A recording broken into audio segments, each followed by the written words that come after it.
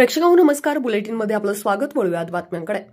विदर्भाची पंढरी मानल्या जाणाऱ्या संतनगरी शेगाव येथील श्री संत गजानन महाराज यांचा 147वा प्रकट दिन उत्सव मोठ्या उत्साहात शेवगावातच नव्हे तर संपूर्ण राज्यभरात साजरा केला जातोय.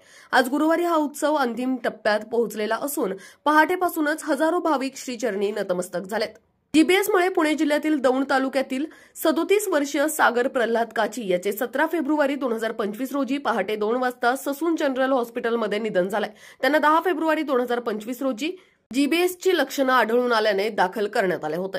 कल्याण पूर्व येथील नाना पाशवे चौक परिसरात मध्यरात्रीच्या सुमारास एका व्यक्तीवर गोळीबार करण्यात आलाय. रणजित दुबे नावाच्या व्यक्तीचा जागीच मृत्यू. चुलत भावाने गोळीबार केल्याची कोळशेवाडी पोलिसांची प्राथमिक माहिती.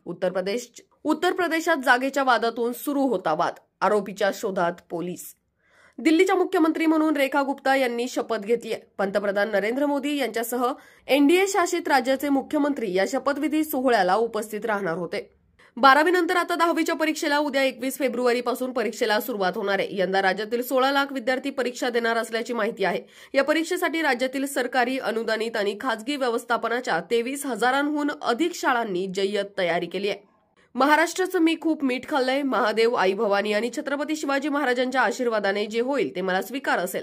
तुम्हा सर्वांच्या प्रेमळ संदेशासाठी आणि शुभेच्छांसाठी धन्यवाद. हर हर महादेव. एका चाहत्याने घर घेण्याबाबतीत विचारलेल्या प्रश्नाला विनीताने दिलेले भावुक उत्तर. एकनाथ शिंदे आणि देवेंद्र फडणवीस यांच्यातील कोल्ड वॉर अद्याप सुरूच आहे. आता 900 कोटी रुपयांच्या प्रकल्पावरून शिवसेना आणि भाजप आमने सामने आले आहेत. एकनाथ शिंदे यांनी मंजुरी दिलेल्या प्रकल्पाच्या चौकशीचे आदेश मुख्यमंत्री देवेंद्र फडणवीस यांनी दिलेत. राष्ट्रवादी काँग्रेसचे नेते आणि मंत्री धनंजय मुंडे यांच्या अडचणीत आणखी वाढ होण्याची शक्यता वर्तवली जाते. जो विषय मंत्रिमंडळाच्या समोर आलाच नाही तो विषय मंत्रिमंडळाने पास केल्याचं भासवून टेंडर काढल्याचा गंभीर आरोप आरटीआय कार्यकर्ते विजय कुंभार यांनी केलाय. आता जन्मापूर्वीच कर्करोग होणार की नाही हे समजणार आहे. जगभरात कर्करोगाचे रुग्ण वाढत आहे.